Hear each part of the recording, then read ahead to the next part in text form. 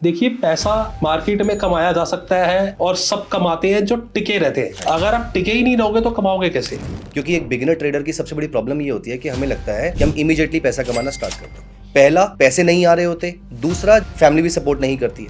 इन दोनों चीजों को एक साथ में ओवरकम कैसे किया जाए? पहले सबसे पहले आपको अपना बैकअप देखना है, राइट। सेकंड, साथ में आपको इनिशियल लेवल पे कमाने के पर्सपेक्टिव से नहीं सोचना। आपको आना है तो आपको लर्निंग लेनी है। यहाँ पर एक बड़ा इंपॉर्टेंट पॉइंट मैं कोट करना चाहूंगा कि स्केयर्ड मनी ना नेवर विंस। अगर आपके पास डर का पैसा है, या तो आपने लोन ले रखा है, कहीं से ले रखा है, कहीं से जवाब देना है, आप जब ट्रेड लोगे भी ना, आप करोगे यार, आपने 100 रुपये का स्टॉक खरीदा, 95 का एसएल लगाया, वो 98 पे भी आएगा ना, आपको डर लगने लग जाएगा, आप काट दोगे। क्योंकि आपके बैक ऑफ द माइंड ये है कि यार ये मेरा पैसा डूब गया तो मैं कैसे वापस करूंगा और कैसे सर्वाइव करूंगा। प्राइस एक्शन बेसिकली हमने ट्रेंड्स देखने और सपोर्ट रेजिस्टेंसेस देखने, इनको देख के ही हम कैसे ट्रेड ले सकते हैं मार्केट में। मैं आपको एक छोटा सा ओवरव्यू देने की कोशिश करूंगा। ये तो ऐसे स्टॉक्स हैं, मतलब अगर इन्होंने रिटर्न नहीं दिया तो फिर तो देश ही नहीं चलेगा। और अगर आप मार्केट में आ रहे हो, अगर आप म्यूचुअल फंड में भी आ रहे हो ना, आपको इंडिया की ग्रोथ स्टोरी पे भरोसा नहीं है तो फिर तो फायदा ही नहीं है यार आने का।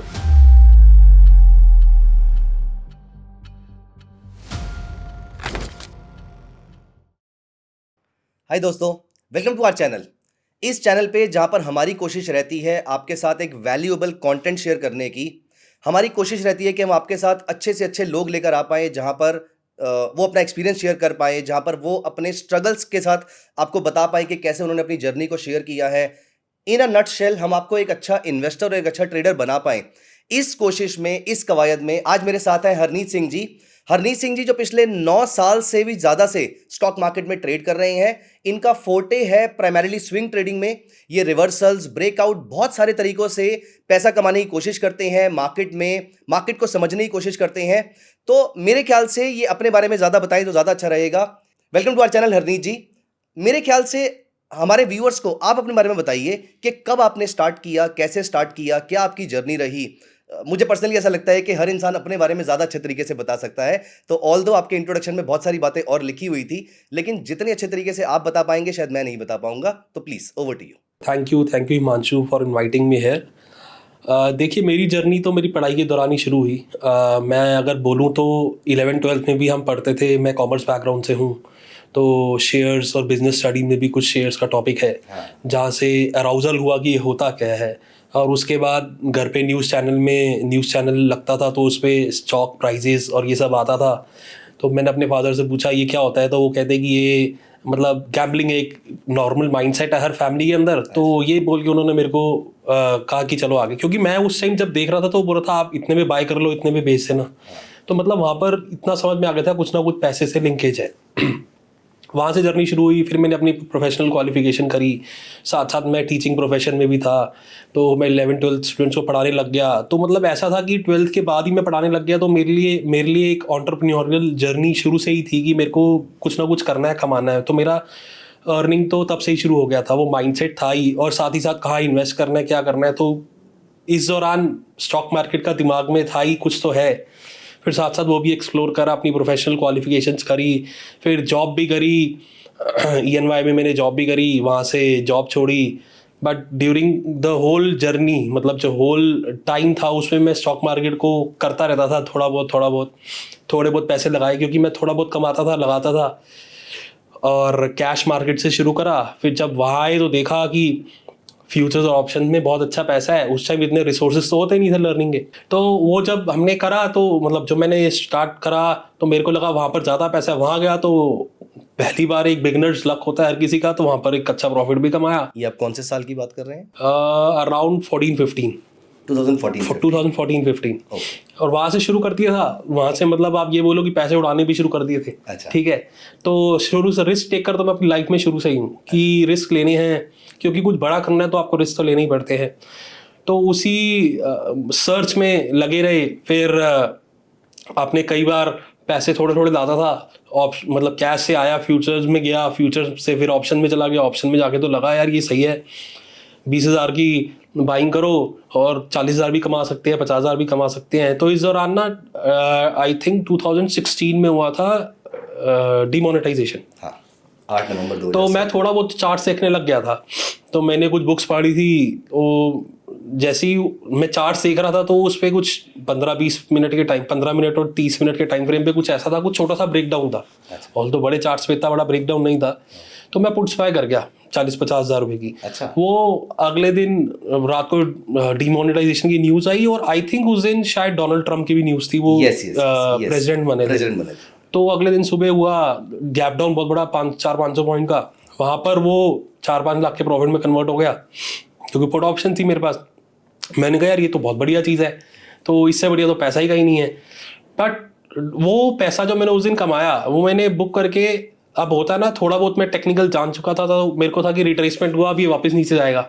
वो दिन आई थिंक जो लो बना था उसके बहुत ऊपर आई थिंक प्लस में क्लोज हुआ था मार्केट, राइट। तो जैसे ही रिट्रेस करा मैंने कहा यार तो वापस नीचे जाएगा, तो मैं फिर पुट्स बाय करने लग गया, तो मैंने उसी दिन उड़ा दिए डे एंड पे। अच्छा। तो वहां से समझ में आई कि यार ये जुए की तरह नहीं खेलना इसको, इसमें कुछ आपको अपना रिस्क मैनेज करके चलना पड़ेगा। बट कहते हैं ना आप जितना मर्जी समझदार समझ लो, बना लो अपने आप को, फिर आप गलती वहीं जाके दोबारा करते हो अनलेस एंड अनटिल आपको बहुत ज्यादा एक्सपीरियंस हो जाए। तो वो तो स्टार्टिंग थी।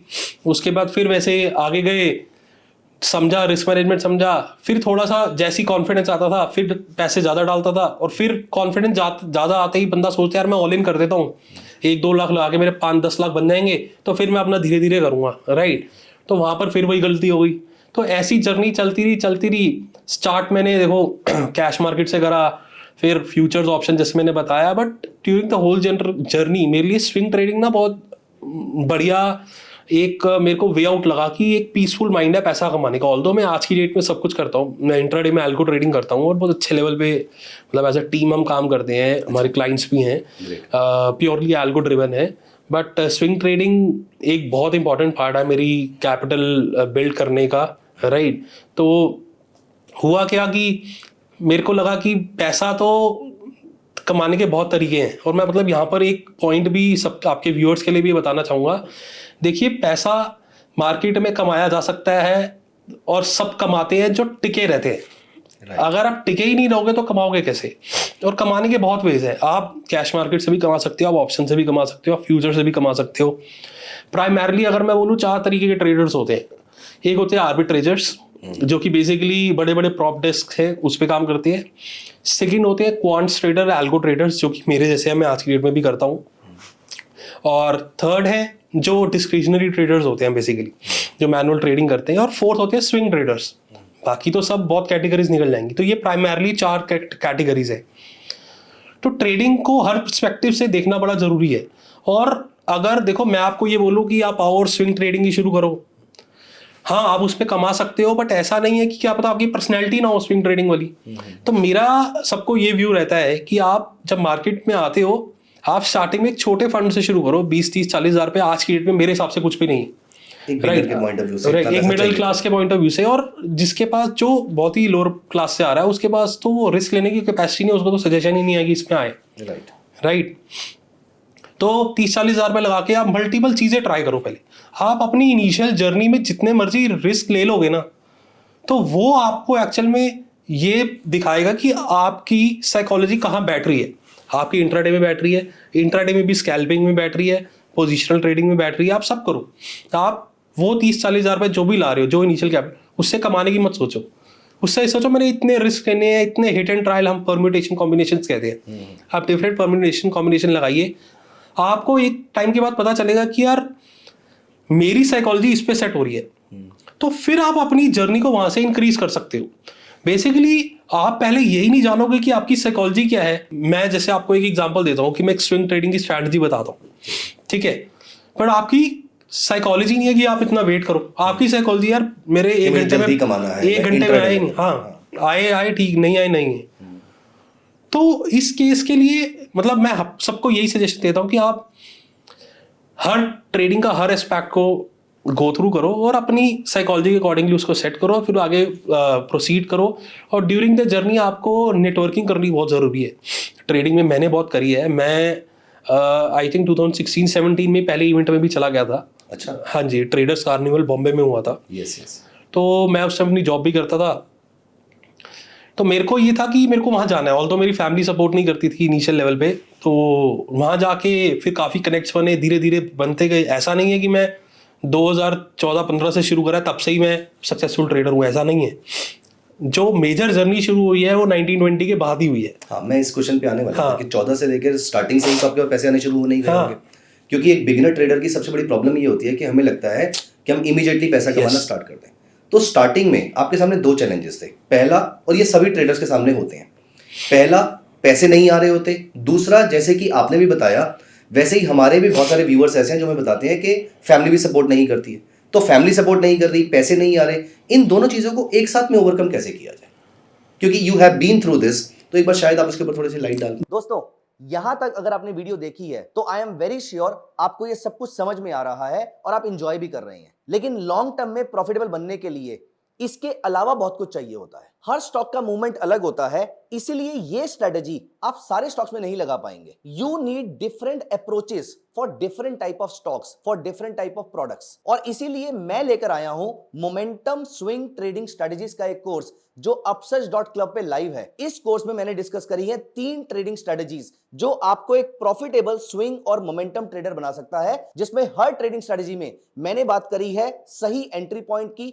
एग्जिट पॉइंट की, स्टॉप लॉस की, टारगेट की, कौन से स्टॉक पे ये स्ट्रेटजी फिट बैठेगी और कौन से पे नहीं। नॉट जस्ट दिस, इन सारी ट्रेडिंग स्ट्रेटजीज में I have created scanner for you, जिसके थ्रू आप रोज नए स्टॉक्स स्क्रीन कर सकते हैं, शॉर्टलिस्ट कर सकते हैं। तो आज ही upsurge.club के इस कोर्स में एनरोल करें, जिसका लिंक डिस्क्रिप्शन में दिया हुआ है। चलिए अब वापस चलकर अपनी स्ट्रेटजी कंप्लीट करते हैं। देखो, मैं बाय गॉड्स ग्रेस ठीक ठाक फैमिली से आता हूँ, मेरा बैकग्राउंड बहुत ठीक है, मेरे फादर का बिजनेस है, तो मेरी प्रोफेशनल क्वालिफिकेशंस भी थी। तो बट मेरे को था कि नहीं, मैं जॉब कर लूँगा अगर मेरा कुछ नहीं भी होगा। पहले सबसे पहले आपको अपना बैकअप देखना, राइट। नहीं होगा तो मेरे पास फादर का बिजनेस है, मैं वो भी ज्वाइन कर लूँगा। सेकंड साथ में बेसिकली ये है कि आपको इनिशियल लेवल पे कमाने के पर्सपेक्टिव से नहीं सोचना। आपको आना है तो आपको लर्निंग लेनी है। देखो, ये एक जर्नी है, वो जर्नी को आप 6 महीने में भी सक्सेसफुल बना सकते हो, 6 साल भी लग सकते हैं, 10 साल भी लग सकते हैं। तो आपको उस ट्रॉमा पीरियड से तो गुजरना ही पड़ेगा अगर आपको लंबे समय तक मार्केट में टिकना है। तो आप ये मत सोचिए कि आइए कमाइए। और फैमिली का सपोर्ट, देखो कोई भी फैमिली इस चीज़ के लिए इनिशियल लेवल पे सपोर्ट नहीं करती। आप तो माइंडसेट खैर चेंज हो गया, बहुत सारी यूट्यूब वीडियोस आ गई हैं, वो सब आ गई हैं कि इतनी अवेयरनेस हो गई, पहले फिर भी बहुत ज़्यादा चैलेंजेस थे, अवेयरनेस हो गई है। तो जब धीरे धीरे आपको कुछ दिखेगा, आप कुछ कमाओगे, आप अपनी जॉब या बिजनेस कुछ भी कर रहे हो, वहाँ से जोड़िए, धीरे धीरे वहाँ से कमाइए। और वहाँ से कुछ, मेरे को लगता है ऐसा कि आप कुछ ऐसे एसेट्स लीजिए जहाँ से आपके घर वालों को समझ में आने लगे यार ही इज़ डूइंग सक्सेसफुली, ठीक ठाक कर रहा है। नहीं तो आप उनको समझा सकते हैं कि हाँ मैंने ये कमाया है, तो मैं अब अपनी जर्नी यहाँ जाना चाहता हूँ, तो वो आपको फिर बैक करेंगे।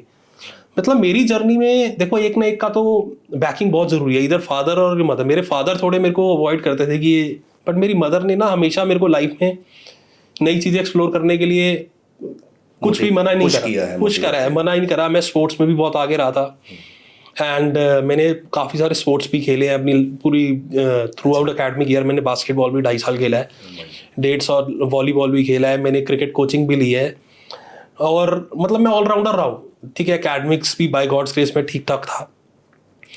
तो मेरी मदर को पता था ये कुछ ना कुछ तो करेगा, मेरा शुरू से ही जज्बा था। मेरे फादर को पता था, बट वो स्टॉक मार्केट को अवॉइड करना चाहते थे, क्योंकि हर किसी ने इतने एग्जाम्पल्स देख रखे होते हैं, पुराने एक्सपीरियंस ऐसे रहे होते हैं जिसकी वजह से वो स्केप्टिकल होते हैं। क्या होता है कि इनिशियल लेवल पे ना जब आप चीज़ें करते हो, मैंने जॉब भी 5 महीने करी, मैंने छोड़ दिया, मैं जॉब के लिए बना नहीं, राइट। मैं थोड़े दिन फिर अपनी कंसल्टेंसी भी करी, फिर मैं फादर के भी बिजनेस में गया, बट दिमाग में बैक ऑफ द माइंड यही था कि यार करना तो मार्केट में ही कुछ है। एक टाइम तो ऐसा था मैं कुछ जॉब भी नहीं कर रहा था, कुछ भी नहीं कर रहा था, अपने फादर के साथ बैठ जाता था। अब क्या होता है ना कि अब जब फादर के साथ बैठ जाते हो, ये तो है नहीं आप आते ही सब कुछ आपको सौंप देंगे, करेक्ट। आपको तो इनिशियली सैलरी भी ही रखेंगे कि यार पहले काम सीख, ठीक है। तो इस दौरान ना मेरी मदर ने मेरी बहुत हेल्प करी है पूरी जर्नी में, बहुत ज़्यादा, क्योंकि मेरी मदर की कुछ अच्छी सेविंग्स थी। तो मेरे को जब भी मैं बोलता था मेरे को थोड़ा ट्राई करना है, तो वो कहती थी नहीं कोई बात नहीं, कर ले। मतलब आज मैं अगर हूँ तो ऑल तो मेरे पेरेंट्स की ब्लेसिंग्स है, गॉड्स की ब्लेसिंग है, बट मेरी मदर का बहुत सपोर्ट रहा है मेंटली मेरे को। तो वहाँ से जर्नी शुरू हुई। फिर एक टाइम के बाद ऐसा रियलाइज़ हुआ कि यार मैं चार्ट्स भी सही तरह देख लेता हूँ, मेरे को सारे फंडामेंटल्स भी समझ में आते हैं, टेक्निकल भी समझ में आते हैं, मेरे को रिस्क मैनेजमेंट भी समझ में आ गया। प्रॉब्लम कहाँ आ रही है, अब मैं डर के ट्रेड करता हूँ, प्रॉब्लम है वहाँ। यहाँ पर एक बड़ा इंपॉर्टेंट पॉइंट मैं कोट करना चाहूँगा कि स्केयर्ड मनी ना नेवर विंस मार्केट में। अगर आपके पास डर का पैसा है, या तो आपने लोन ले रखा है, कहीं से ले रखा है, कहीं से जवाब देना है, तो एक टाइम के बाद आप जब ट्रेड लोगे भी ना, आप करोगे यार, इधर आपने सपोज करो आपने 100 रुपये का स्टॉक खरीदा, आपने 95 का एसएल लगाया, वो 98 पे भी आएगा ना, आपको डर लगने लग जाएगा, आप काट दोगे। क्योंकि आपके बैक ऑफ द माइंड ये है कि यार ये मेरा पैसा डूब गया तो मैं कैसे वापस करूंगा और कैसे सर्वाइव करूंगा। उधार ले रखा है या मे बी ये किसी और चीज के लिए पैसा रखा हुआ और था। ऐसा नहीं है कि लोन लेके ट्रेडिंग नहीं करनी चाहिए, ये भी थोड़ा गलत है, मैं थोड़ा कॉन्ट्रा पॉइंट भी रखूंगा। जब आपको लग जाता है कि मेरा सब सही चल रहा है एक लेवल के बाद और मैं एक कंसिस्टेंट इनकम बना पा रहा हूँ इस मार्केट से, तब आप स्केल अप करने के लिए कुछ हेल्प ले सकते हो फंड्स की। अब देखो, एज मैं बताता हूँ, हमें कुछ प्रोप्राइटरी लेवल पे भी कुछ एक्सेस मिल गए थे स्टार्टिंग में अपनी परफॉर्मेंस दिखा के, तो वहाँ से हमने भी स्केल अप करा। आप कोई भी जैसे यंग एज का है 25-24 साल का, अनलेस एंड अनटिल उसके फादर की नेटवर्थ 100 करोड़ है, वो उनको 1 करोड़ नहीं देंगे, राइट। वो स्टार्टिंग में मैक्सिमम 3-4-5 लाख से ही देंगे। 5 लाख से कुछ भी नहीं होता अगर आपको बड़े लेवल का काम करना है तो वहाँ आप लीवरेज ले सकते हो। बट आपको ये जानना बहुत ज़रूरी है कि आप मेंटली स्टेबल हो ट्रेडिंग करते हुए, और आपको दिख रहा है आप 6-8 महीने 1 साल कंसिस्टेंटली प्रॉफिटेबल हो, तो नेक्स्ट लेवल आता है आपका स्केलेबिलिटी का। वहाँ उसके लिए स्केलेबिलिटी करने तक के लिए अब आपके पास 2 रास्ते हैं, या तो आप फंड्स कहीं से अरेंज करो, फैमिली से आप कोई बड़ा फंड दे सकता है, नहीं तो आप जो आपने 4-5 साल सीखा है, कईयों को 2 साल में भी जर्नी आ जाती है, जल्दी सक्सेसफुल हो जाते हैं, तो आप ना साथ में बिजनेस करो या जॉब करो। वहाँ पर आप फालतू खर्चे मत करो, अपने पैसा जोड़ो कि जिस दिन मेरे को फुल टाइम उतरना होगा तो मैं वो कैपिटल सारी यूज़ करके तब मैं उतरूंगा। और फुल टाइम ट्रेडिंग करने के लिए भी मैं मतलब कोई आजकल क्या है कि यूट्यूब ने इतना फेमस कर दिया है ट्रेडिंग, स्पेशली 2020 के बाद, कोविड के बाद सब घर में बैठ के वीडियोस देख रहे थे और फेक स्क्रीनशॉट्स देख रहे हैं यूट्यूब वगैरह पे, तो सबको लगता है कि इस पे तो बहुत बड़ा पैसा है।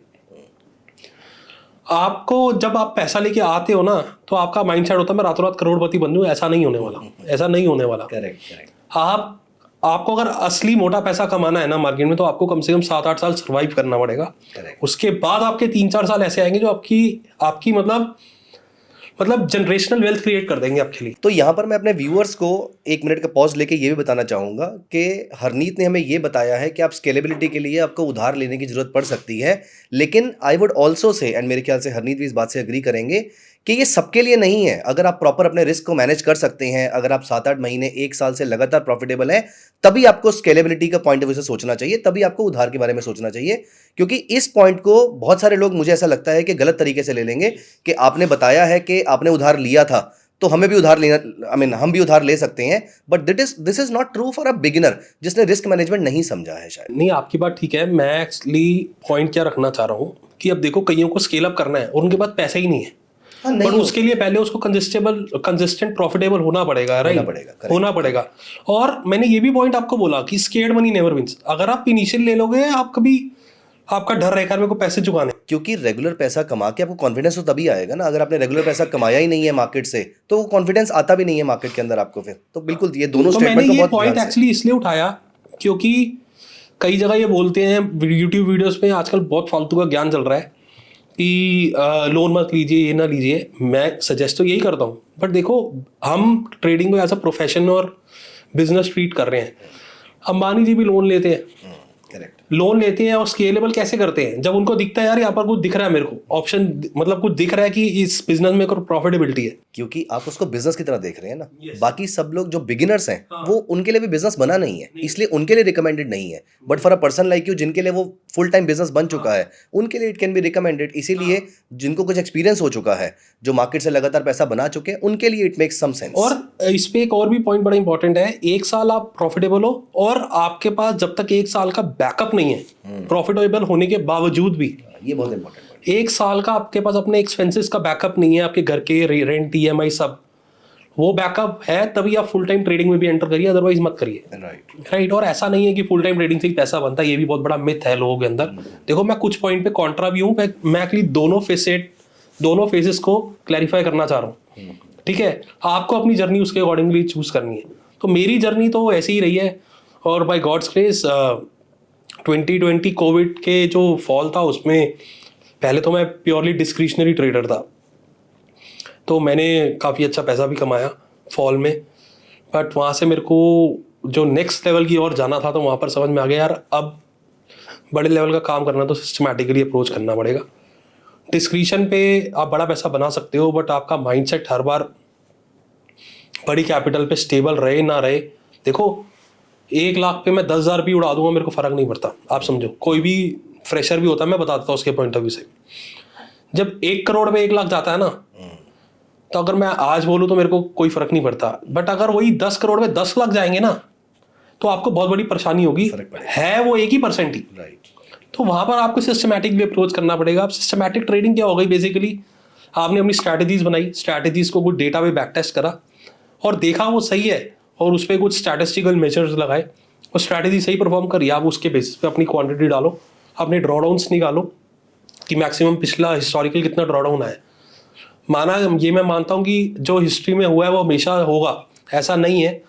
आप कुछ स्टैटिस्टिकल मेजर्स ऑब्टेन कर सकते हो जिसके थ्रू आप जितना आपके ड्रॉडाउन्स हैं आप उससे 2x का रिस्क ले लो और फिर स्ट्रैटेजी को डिप्लॉय कर लो। बेसिकली 2x का ड्रॉडाउन मान के चलो, सपोज करो आपका 5% का ड्रॉडाउन है किसी स्ट्रैटेजी का, आप 10% मान के चलो आएगा, ठीक है। आप अपना रिस्क मैनेजमेंट उसी अकॉर्डिंगली करो जब आप डिप्लॉय कर रहे हो अपनी कैपिटल। तो फिर आप सिस्टमैटिक में जाओ, और जब सिस्टमैटिक बन जाएगी ना, इनिशियल लेवल पे सिस्टमैटिक ट्रेडिंग करना, रूल्स बना के ट्रेड करना बहुत टफ लगता है लोगों को, पर जब आप एक बार कर जाओगे ना और आप पैसा बना लोगे तो आपको मजा ही अलग लेवल का आने वाला है, क्योंकि वहां पर आप स्केलेबिलिटी में जाओगे, आपका माइंडसेट हो गया। एक मैं छोटा सा एग्जांपल देता हूँ, सुपर ट्रेंड, उसने सेल सिग्नल दिया, ठीक है, उसने सेल सिग्नल दिया 10-3 पे से, वो जो डिफॉल्ट सेटिंग है। अब स्ट्रैटेजी क्या है, जब वो सेल देगा तो अपने शॉर्ट मारना है और बाय देगा तो अपने बाय करना है, सिंपल स्ट्रैटेजी है। अब आप इसको बैक टेस्ट कर लो 5 साल 10 साल के डेटा पे, आप 30 मिनट्स पे भी कर सकते हो, 1 आवर पे भी कर सकते हो, 15 मिनट्स पे भी कर सकते हो, 5 मिनट्स पे भी कर सकते हो। आप इसको इंडेक्स में करना चाहते हो इंडेक्स में कर लो, आप स्टॉक्स में करना चाहते हो तो स्टॉक्स में कर लो, मल्टीपल स्टॉक्स में बैक टेस्ट करो, देखो नेट प्रॉफिटेबल है आफ्टर एक्सपेंसेस और थोड़ी बहुत स्लिपेज भी लेके, और उसका ड्रॉडाउन कितना है, ठीक है। अगर वो प्रॉफिटेबल है तो आप इंप्लीमेंट कर दो। अब उसको इंप्लीमेंट करो, आप जैसे आपने कोई स्ट्रैटेजी सपोज करिए 5 लाख से शुरू करी, आप उस पर अपना रिस्क मैनेजमेंट रूल लगा लो, मेरे को एक टाइम पे मैक्सिमम 1% से ज़्यादा लूज नहीं करना, ठीक है, और मेरा मैक्सिमम ड्रॉडाउन 5-6% का होना चाहिए। अगर वो मीट कर रहा है तो ठीक है। अब आपने डाल भी दिया और शुरू भी कर दिया तो उस पर आप लगा लो, जब जब मेरे 5% बनेंगे मैं अपनी क्वांटिटी को थोड़ा रेस करता जाऊंगा, राइट। इससे आपकी स्केलेबिलिटी भी हो जाएगी। तो ट्रेडर के लिए ये बहुत ज़रूरी है। देखो मैं ये मानता हूँ कि अगर आप ट्रेडिंग प्रोफेशन में आ रहे हो, राइट, और अगर आप कुछ बड़ा कमाने का नहीं सोच रहे लॉन्ग जर्नी में, तो आपको यहाँ पर रिस्क प्रीमियम देने का कोई फायदा नहीं है। करेक्ट। अगर आपने साल में कमाना ही 10-12% के परस्पेक्टिव से मार्केट में आ रहे हो तो कोई सेंस नहीं, रिस्क लेने का क्या फायदा है। आप 6-7% एफडी पे लो, राइट, आप बॉन्ड्स में डालो, आपको डेट मार्केट में भी 8% का मिल जाता है। तो अगर आप आ रहे हो तो आप एटलीस्ट 20% तो कमाने का सोचो, ठीक है। और जैसे जैसे आपकी कैपिटल बढ़ती है ना, आपकी एक्सपेक्टेशन अपने आप आ जाती है। इनिशियल लेवल बंदा सोचता है यार मेरे 5 लाख लगाए, ये तो साल का 20% बोल रहा है, तो लाख रुपए हो गया, मेरे तो खर्चे कहाँ से निकलेंगे, राइट। तो इनिशियल लेवल में तो बंदा सोचता है कि चलो मैं डबल भी कर लूंगा, करिए, हमने भी लीवरेज लेके करी है, बट एक टाइम आ जाता है उसके बाद बोलते हैं यार 20-25% भी बच जाए तो मतलब बहुत गनीमत है। वो रैशनलाइजेशन ऑफ थॉट्स हो जाता है। हाँ, कि मेरे को उसके बाद स्केलेबिलिटी, क्योंकि आपकी उसकी कंपाउंडिंग, आपका मेजर गोल क्या है एज अ ट्रेडर, आपको स्केल करना है, और स्केल कैसे होगा, वो कंपाउंडिंग से होगा। जैसा प्रॉफिट आ रहा है आप प्रॉफिट को दोबारा लगाइए और उस पर स्केल अप करते जाइए, अपना रिस्क मैनेजमेंट स्ट्रांग रखिए। एक टाइम के बाद आपकी साइकोलॉजी बन जाएगी। देखिए आज मैं बोलूँ तो बड़ी बात ना करूँ तो 7 फिगर्स में भी M2M डेली देखना हमारे लिए आम बात हो गई है, क्योंकि हम काफ़ी अच्छा AUM भी मैनेज करते हैं।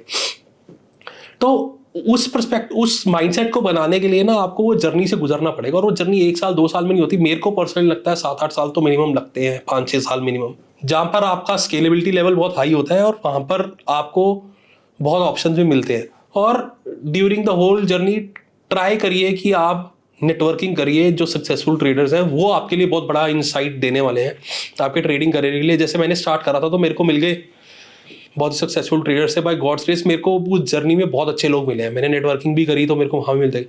तो उन्होंने कहा ट्रेडिंग में पैसा तो बनता है, ट्रेडिंग में एंट्री बहुत आसान है, एग्जिट बहुत मुश्किल है, तो सोच समझ के करना जो भी करोगे। हालांकि उन्होंने मेरे को बोला कि कैश मार्केट में करना, फ्यूचर्स और ऑप्शन में मत करना, बट एक यंग ब्लड की होता है कि यार नहीं, मेरे को तो भाई साहब रिस्क लेना और रिस्क वाला माइंडसेट है। वो चीज़ें भी एक्सप्लोर करी।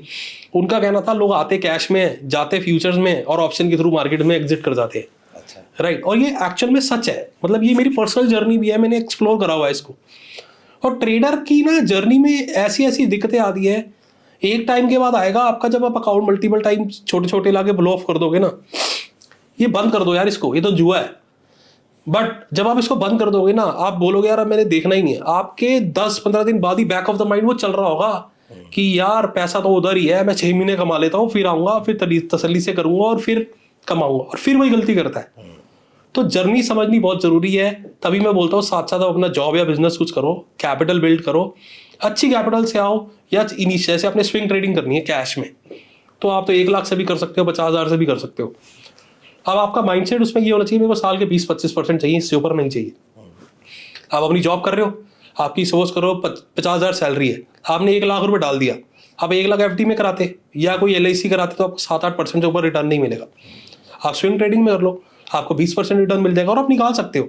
मतलब ट्रेडिंग तो ऐसी चीज़ है, मैं सीरियसली अगर बोलना चाहूँ, स्विंग ट्रेडिंग तो हर किसी को करनी चाहिए। और एक ऐसा ये स्विंग ट्रेडिंग है कि मतलब कोई भी कर सकता है यार, अगर आप 10वीं-11वीं क्लास के बच्चों को सिखा दोगे ना, वो भी कर लेगा, इसके लिए कोई पढ़ाई करने की जरूरत नहीं ये आप बहुत बड़ी बात बोल रहे हैं। हाँ, सही कि वो स्विंग ट्रेडिंग हर किसी को करनी चाहिए। स्विंग ट्रेडिंग की बात कर रहा हूँ, हाँ, इंट्राडे की नहीं बात कर रहा हूँ। आप स्विंग ट्रेडिंग माने कि इन्वेस्टमेंट शॉर्ट टर्म इन्वेस्टमेंट्स, जिसमें स्विंग ट्रेडिंग में मतलब 2 महीने 3 महीने के लिए, 2 महीने 3 महीने के लिए, हाँ, आप इंट्राडे मत करिए। देखिए अगर आपने स्विंग ट्रेडिंग मतलब कि आप 6 महीने के लिए भी ले सकते हो। अगर आप सिंपल प्राइस एक्शन कॉन्सेप्ट्स को भी हायर हाई हायर लो उसको भी फॉलो करोगे, मैं आपको दिखाऊंगा अभी हम चलेंगे स्क्रीन पे भी, तो आपको दिख जाएगा कि ये कितना आसान है। देखिए अब अगर अवेयरनेस इतनी आ रही है 2020 के बाद ट्रेडिंग में सबको, तो ट्रेडिंग को आप उस पर्सपेक्टिव से देखिए कि आपको FD के रिटर्न्स को बीट करना है, राइट। अपने लिए FD के रिटर्न्स को बीट करने के लिए अगर आप मार्केट में आ रहे हो, रिस्क प्रीमियम दोगे, एटलीस्ट 2x तो कमाओ, 15% तो निकालो। यहाँ पर हरनीत मेरा क्वेश्चन है कि हम FD से क्यों कंपेयर करें, क्योंकि FD में तो रिस्क फ्री है और हम ट्रेडिंग में रिस्क ले रहे हैं। तो म्यूचुअल फंड भी तो आपको 12-15-17% के आसपास का रिटर्न दे रहा है। अगर आप मिड कैप म्यूचुअल फंड की बात करें, पिछले 5-7 साल 10 साल के अंदर एवरेज कैगर अगर आप निकालें मिड कैप फंड्स का या फिर लार्ज कैप फंड का भी अगर आप निकालें, तो 15-17% के आसपास का रहा है। तो मेरा बेंचमार्क ये नहीं होना चाहिए, मेरा बेंचमार्क FD क्यों होना चाहिए? मैं आपको इसका रीज़न देता हूँ। देखिए FD में ना हम मोटा पैसा डालते हैं, म्यूचुअल फंड में हमारा माइंडसेट ज़्यादातर जो लोगों का है वो SIP का है, राइट। और अगर मैं ट्रेडिंग में डाल रहा हूँ, स्विंग ट्रेडिंग में बेसिकली, ये आप शॉर्ट टर्म ट्रेडिंग भी बोल सकते हो इसको, तो मेरे इधर डालने का मतलब है, ये यंग लोगों के लिए मैं बेसिक स्पेसिफिकली बोल रहा हूँ कि आप यहाँ से एक सॉर्ट ऑफ छोटी सी पैसिव इनकम भी क्रिएट कर सकते हो ईयरली बेसिस पे। अगर आप देखोगे यार मेरे को साल की अगर मेरी 50,000 सैलरी है और मेरे को अगर साल के लाख रुपए भी बच रहे हैं, तो मेरे को क्या दिक्कत है। तो म्यूचुअल फंड्स में अगर आप डालते हो, सपोज करो आपने आज डाल दिया, आपका पॉइंट ठीक है कि आप 12-13% का 14% का कैगर है, वहाँ भी काफ़ी सारे फंड्स है। अब किसने डाल दिया, राइट, उसने FD तो चलो 1 साल बाद निकालनी है। अब आपको भी पता है कि अगर मेरे को 13-14% का कैगर चाहिए, 1 साल में म्यूचुअल फंड में डालूंगा तो वो नीचे भी हो सकता है 5%, राइट। अभी आप यही देख लो पीरियड 2024 अक्टूबर में जिसने पैसा डाला है, वो सितंबर से जो हाई लगा था उसके बाद से लेकर अब तक उसके बाद अभी सारे फंड्स लगभग 5-7% नीचे हैं। अब मेरे कहने का मतलब क्या है, ये अगले साल तक भी यही रहा तो जो बंदा म्यूचुअल फंड पिछले 3-4 साल में जो अच्छे रिटर्न्स मिले हैं, मार्केट कंसोलिडेट कर सकती है। जो उस पॉइंट ऑफ व्यू से आप कह रहे हैं कि बड़ा फंड अगर डालना है तो उससे FD के अंदर हम डालते हैं। आप डाइवर्सिफाई करो ना, मैं ये नहीं कहना चाह रहा कि सारी मार्केट में डालो। मतलब एज अ यंग, देखो आप जज्बा ही नहीं रखोगे कुछ करने का, कुछ एक्स्ट्रा कमाने का, या तो आप बैठे रहो लेमैन कि यार जॉब चल रही है उसमें जॉब चलते रहो। आपको कुछ एक्स्ट्रा एफर्ट करना है। मेरा पर्पस ये है कि स्विंग ट्रेडिंग ऐसी चीज़ है, आप सैटरडे संडे 3 घंटे भी बैठोगे ना तो आपको ये निकल जाएगा यार ये स्टॉक थोड़ा सा चल सकता है, मैं थोड़ा सा रिस्क ले सकता हूँ, आप वो कर लीजिए।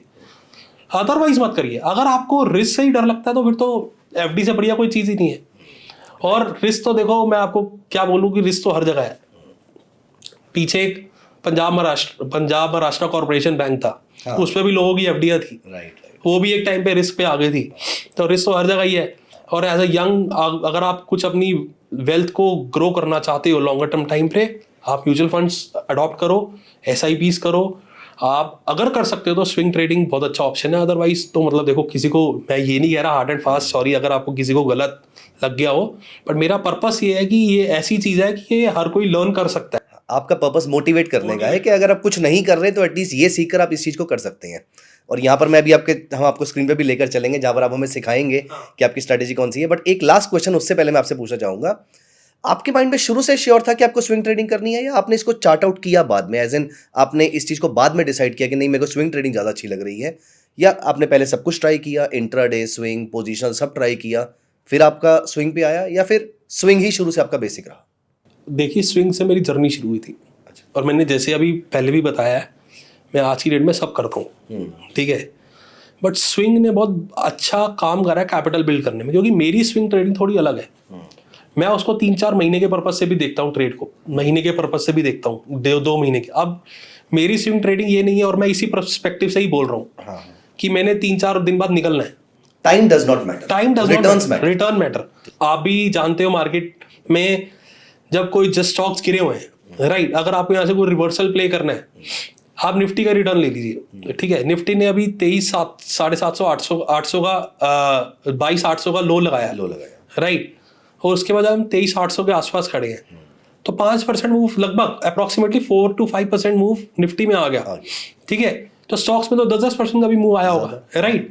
तो अगर आपने, अब यहाँ पर डाइवर्सिफिकेशन का एक छोटा एग्जांपल देता हूँ, आपने 1 लाख रुपए लगाए, आपने कोई 20,000 का एक ट्रेड में लिया एंटर, राइट, और आप बिल्कुल नीचे से नहीं ले रहे, अगर आप एक ट्रेंड चलने के बाद भी ले रहे हो, देखो मैं यहाँ पर एक बड़ा इंपॉर्टेंट पॉइंट बताऊंगा, ये हर किसी को बोलता हूँ, हम जब स्विंग ट्रेडिंग करते हैं बेसिकली हम ट्रेंड फॉलोइंग करते हैं, ट्रेंड फॉलोइंग स्ट्रैटेजी को अप्लाई करते हैं, और जब ट्रेंड चलता है ना तो आपको ट्रेंड ना पूरा नहीं खाना, वो कहता है ना we have to eat 50-60% meat of the trend. तो अगर मैंने वो 50-60% भी कैप्चर कर लिया तो मैं बहुत अच्छा पैसा कमा सकता हूँ, राइट। अगर स्टॉक नीचे से 15%, अगर इंडेक्स 15% रिकवर हो गया है, तो आप भी जानते हो, मैं भी जानता हूं कि स्टॉक 15% भी रिकवर कर जाते हैं। अगर इंडेक्स 5% से रिकवर कर गया, हाँ, तो कई स्टॉक्स ऐसे होते हैं तो 10-15% भी रिकवर कर जाते हैं। आपको बिल्कुल बॉटम में तो लेना नहीं, ना कोई बॉटम ले सकता है, नहीं टॉप पे बेच सकता है, ये ना मैं कर सकता हूँ, ना एक्सचेंज कर सकता है, ये ऊपर वाला ही कर सकता है, ठीक है, या जो झूठ बोल रहा है, जो झूठ बोल रहा है वो कर सकता है। तो आपको वो 10% की मूव में 4-5% का मूव कैप्चर करना है, राइट, सफिशिएंट। वहां पर आप अपना 1-2% का रिस्क ले लो। अगर आप 1 लाख की कैपिटल, मैंने अभी जैसे एग्जांपल दिया, 20,000 इन्वेस्ट कर रही हो, 1% का रिस्क भी ले लिया, 2,000 रुपए का, आपको अगर 3-4%, 5% मिल भी रहा है वहां से, क्या दिक्कत है? आप धीरे धीरे इतने मल्टीपल ट्रेड्स लोगे कि साल में मेरे को लगता है 20% आराम से कमा सकते हो, 15 से 20%। ऐसे बहुत सारे स्टॉक्स भी गिरे हुए होते हैं जो अगर निफ्टी जैसे भी गिरी हुई थी, तो अगर हम स्टॉक्स की बात करें तो बहुत सारे लार्ज कैप स्टॉक्स भी ऐसे होते हैं जो बहुत ज़्यादा गिरे हुए हैं, वहाँ पर भी आपको रिटर्न कमाने की अपॉर्चुनिटी मिल जाएगी अगर निफ्टी नहीं भी गिरी हुई है। ये आपने अच्छा पॉइंट करा, लार्ज कैप स्टॉक्स। यहाँ पर मैं इंपॉर्टेंट ये कह दूँ, जो स्विंग ट्रेडिंग कर रहे हैं ना, जो बिगिनर्स है या जो करना चाह रहे हैं, सीखना चाह रहे हैं, मेरी जेन्युइन सजेशन है, 3 तरह के हमारे पास स्टॉक्स है, मिड कैप, लार्ज कैप और स्मॉल कैप। मिड कैप और स्मॉल कैप की तरफ तो देखिए भी मत, राइट, अनलेस एंड अनटिल आप 1 साल कंसिस्टेंट इनकम पैसा कमा लो इससे। आप बहुत सारे लोगों के सपने तोड़ रहे हैं, देखो on the lighter note only, लेकिन आप बिल्कुल जो आपका सच है, जो आपने पॉइंट शेयर कर दिया, वो मेरे को एकदम से क्रैक कर गया कि मैं तभी बता रहा हूँ। आप लार्ज कैप फंड्स में करिए, आप HDFC बैंक, रिलायंस, आप रिलायंस को देखिए, 1800 से आज 1250 पे है। सही बात। अरे ये तो चलेगा ही चलेगा, ये अगर इसको कुछ हो गया तो खत्म हो गया, मतलब देश ही खत्म है, आप समझिए। तो ये आप ले लीजिए। लेकिन ज्यादातर लोगों को ज्यादा चार्म जो है वो मिड कैप और स्मॉल कैप के अंदर आता है, तो मैं यही सभी समझा रहा हूँ। निफ्टी के 100 स्टॉक्स भी अगर देख लिए जाए तो उसमें बहुत सारी, यहाँ पर मेरा एक डिस्क्लेमर भी है कि मैंने जो भी बोला कि हर किसी को स्विंग ट्रेडिंग करनी चाहिए, उसका पर्सपेक्टिव लार्ज कैप से ही है, कोई स्मॉल कैप, मिड कैप से नहीं है। और मैं यहाँ पर आपको कोई सपने नहीं बेचने आया, ना कोई कोर्स बेचने आया हूँ, बट मैं आपको एक जेन्युइन सजेशन देने आया हूँ कि this is something that can be explored by everyone, right. और यंग जनरेशन जो 25 to 35 वाली जनरेशन है, जो कि अपनी सैलरीज कमा रहे हैं, MNCs में जॉब कर रहे हैं, उनके लिए तो बहुत इंपॉर्टेंट है। डिस्पोजेबल कैपिटल है, हाँ, होनी चाहिए। आजकल वो पार्टी में जाते हैं, एक पार्टी में एंट्री के 4-4 हज़ार रुपए दे देते हैं, राइट। तो आप क्यों नहीं इसमें रिस्क ले सकते? आप SIP, जिसको नहीं समझ में आता आप SIP रूट से जाइए, वो भी बहुत बढ़िया तरीका है। आप म्यूचुअल फंड्स रूट से जाइए, जो भी आपको सूट करे।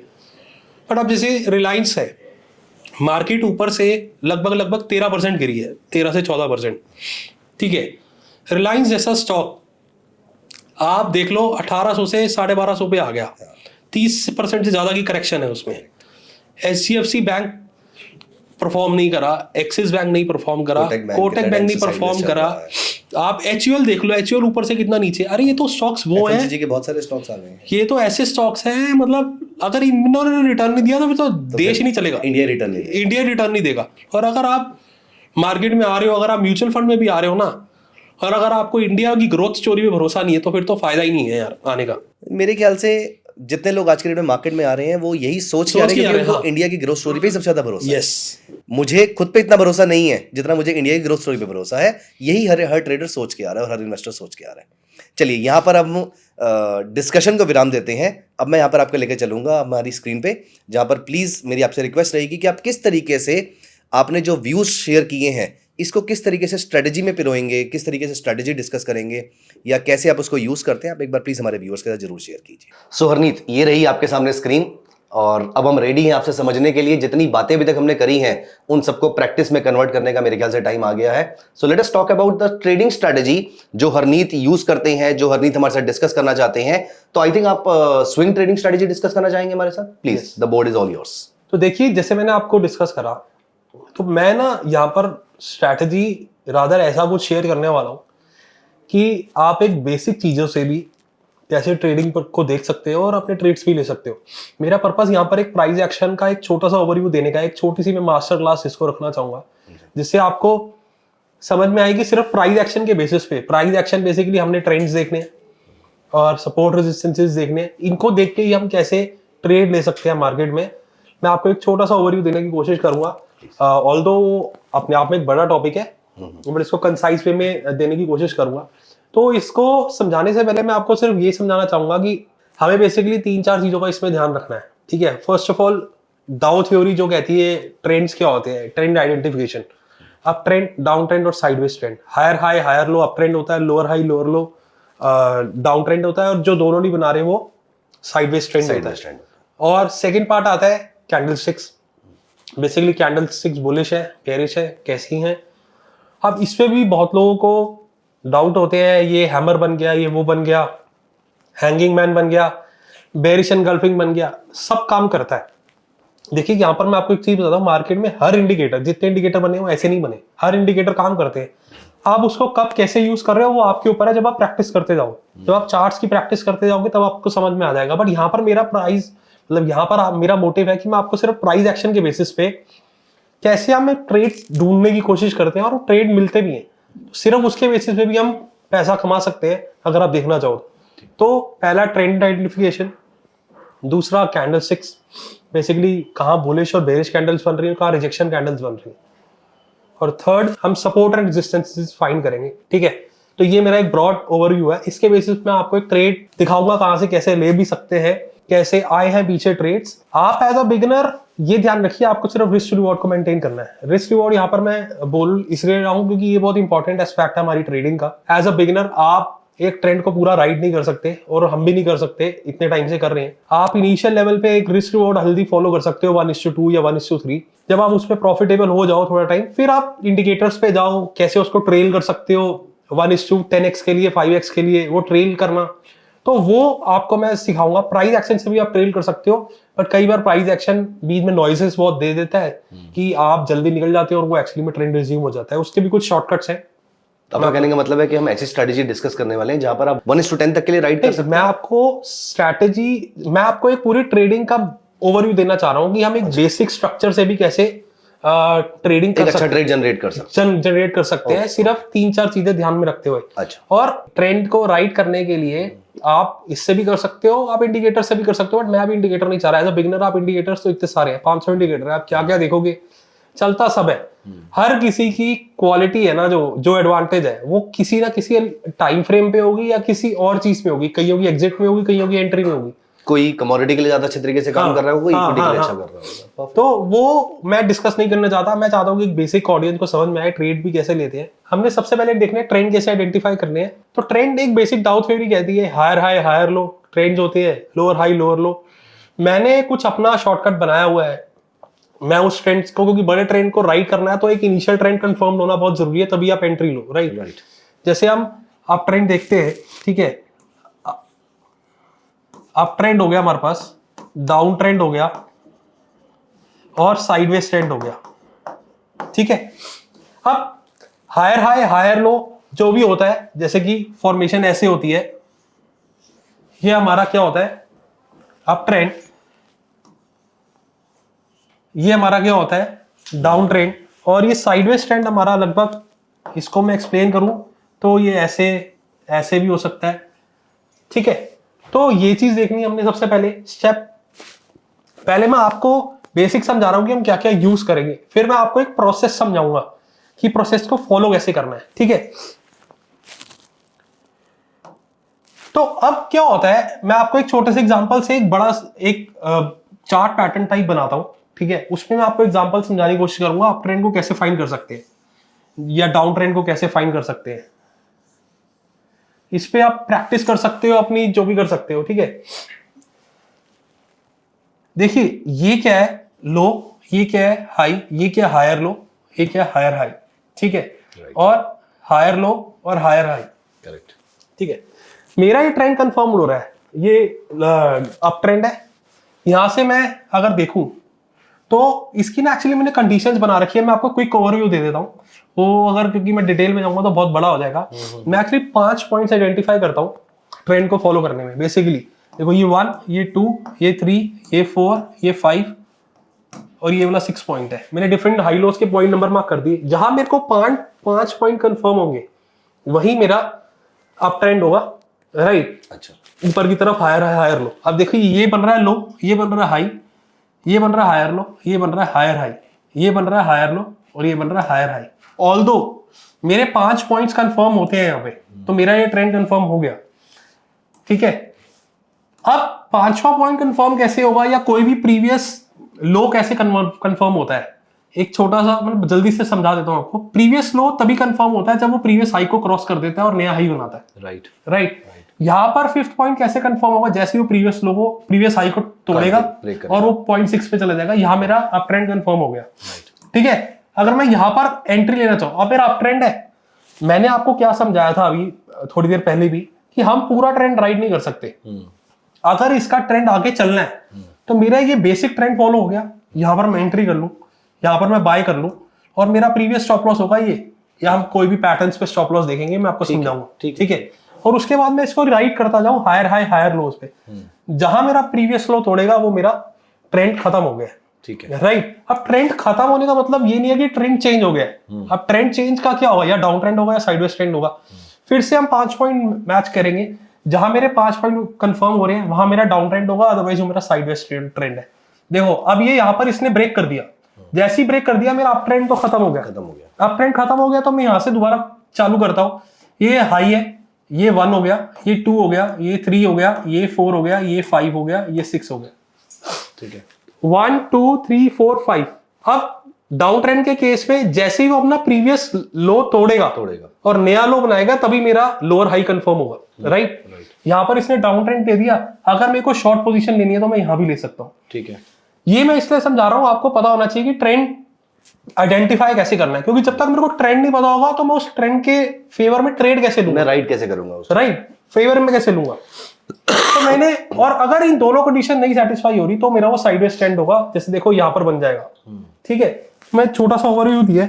अब नेक्स्ट हम स्टेप पे देखेंगे कैंडल स्टिक्स। बेसिकली मैं कैंडल स्टिक्स को अलग तरीके से हैमर वैमर नहीं करता, मैं बेसिकली उसको आइडेंटिफाई करता हूँ बुलिश बेरिश। अब बुलिश बेरिश तो पता है, बुलिश ग्रीन होती है, बेरिश रेड होती है। तो ये स्ट्रेंथ वाली कैंडल्स होती हैं तीनों। ठीक है, जिसमें ज्यादा स्ट्रेंथ है। और नहीं तो दूसरी तरीके की कैंडल्स होती हैं, ये तो बेसिकली आपने कैंडल्स को 2 पार्ट में डिवाइड कर दिया, या तो जिसकी बॉडी बड़ी हो, हाँ, या फिर जिसकी शैडो बड़ी। तो जिसकी शैडो बड़ी है वो रिवर्सल टाइप की कैंडल, वो मेरी रिजेक्शन टाइप्स की कैंडल्स हो गई, और जिसकी बॉडी बड़ी है वो convincing kind of convincing trend हो गया। राइट। और कुछ कैंडल्स ऐसी बनती हैं कि जो नॉर्मल जैसे एवरेज साइज है, देखो एवरेज साइज ही है बड़ी बड़ी कैंडल्स का, राइट, और इसमें बीच में छोटी छोटी कैंडल बन रही है। करेक्ट।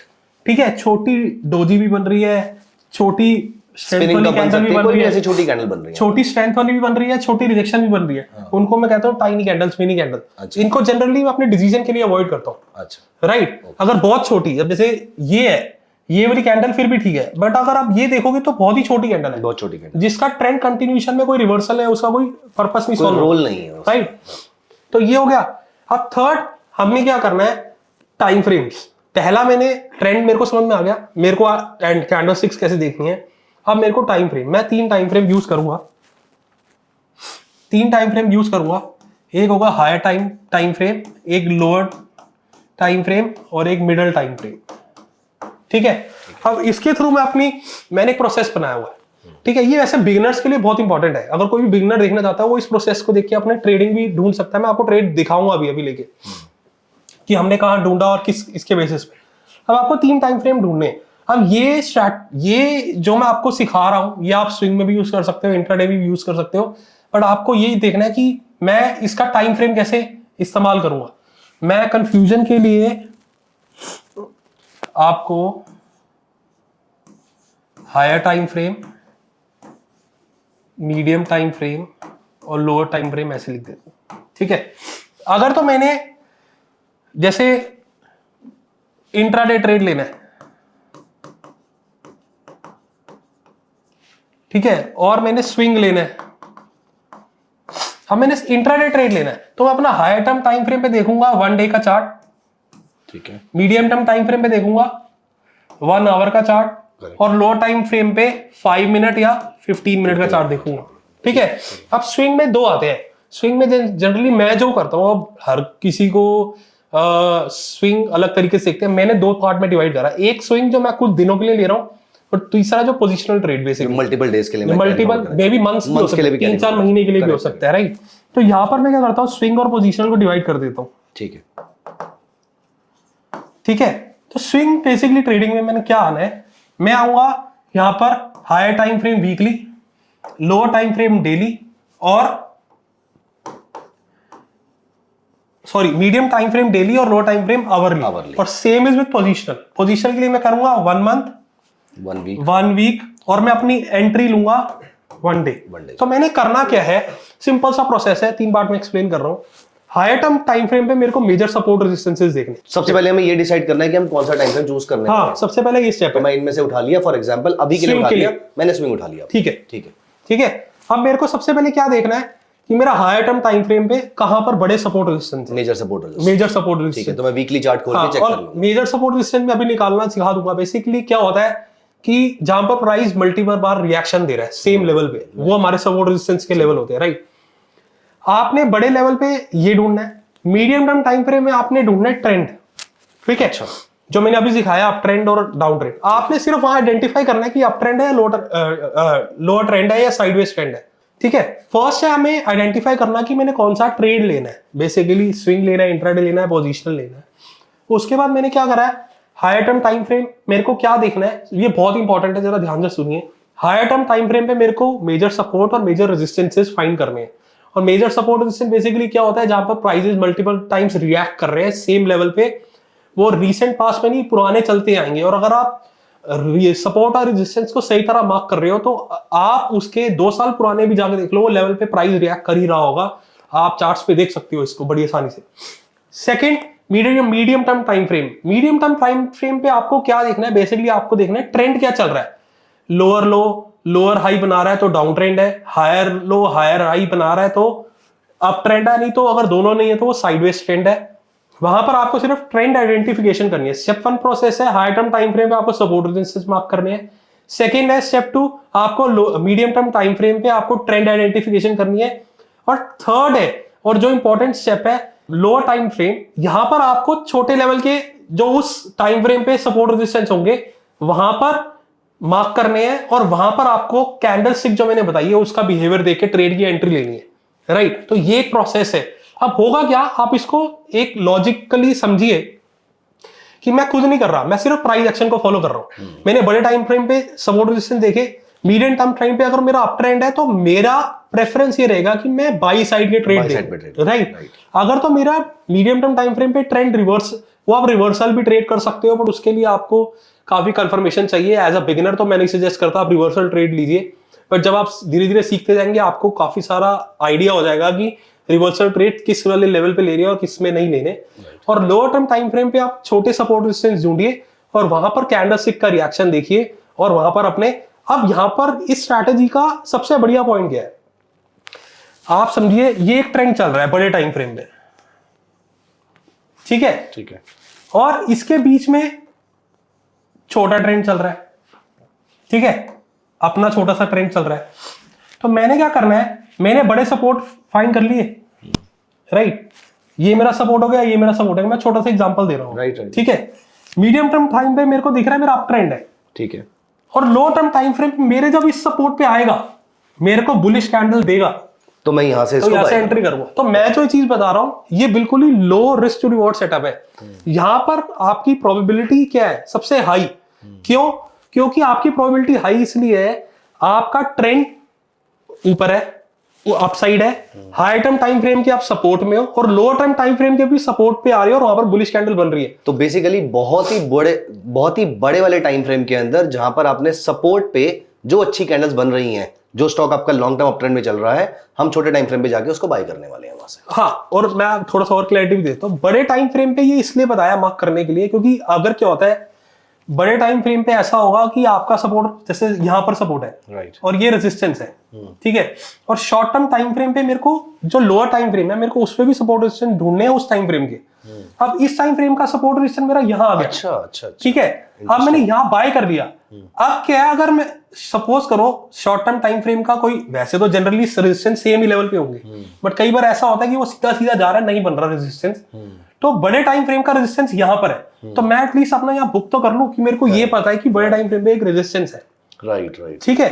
तो मेरा पर्पस क्या है कि मेरे को बेस्ट लेवल पे ट्रेड लेना है। इस पे क्या है प्रॉब्लम, लोग करते हैं शुरू, थोड़े टाइम बाद कहते हैं यार आ ही नहीं रहा ट्रेड, बस यही है, डिसिप्लिन ही है ट्रेडिंग में। आपको अपना ट्रेड राइट लेवल पे एंट्री करनी है। अगर यहाँ पर एंटर कर रहे हो, सपोज करो इसने यहाँ पर बुलिश कैंडल बना दी, आपने बाय कर लिया, आपका रिस्क क्या हुआ इसके नीचे, बहुत छोटा रिस्क है। अब यहां से आप 1:2 लो, मिनिमम 1:3 लो। अगर आपको उससे भी ज्यादा जाना है तो आप उसके बाद क्या कर सकते हो, 1:2 आ जाए, उसके बाद अपना दोबारा ट्रेंड वाला देखो, हायर हाई हायर लो बनता जाएगा, तो जो प्रीवियस लो जब तक नहीं तोड़ता आप राइट कर लो। बहुत बेसिक सेटअप है, मतलब हर कोई इसको अप्लाई कर सकता है, और मैं अभी करके भी दिखाता हूं। कोई भी स्टॉक हम ओपन कर लेते हैं, अभी यहाँ से हम ओपन कर लेते हैं इसको, ठीक है। तो मैंने जैसे बताया आपको कि मैं आपको वीकली ट्रेड ढूंढने की कोशिश करता हूँ, swing trade basically, not positional. तो स्विंग में बेसिकली मैंने क्या करना है, आपको सबसे पहले क्या आइडेंटिफाई करना है, अपने तीनों टाइम फ्रेम्स,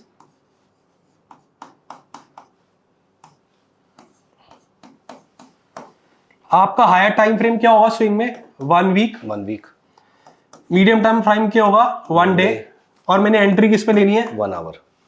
हम कोशिश करते हैं, देखो मैं भी चार्ट उठा के आपको समझाने की कोशिश कर रहा हूँ, जहां हमें ट्रेड मिलेगा हम लेंगे।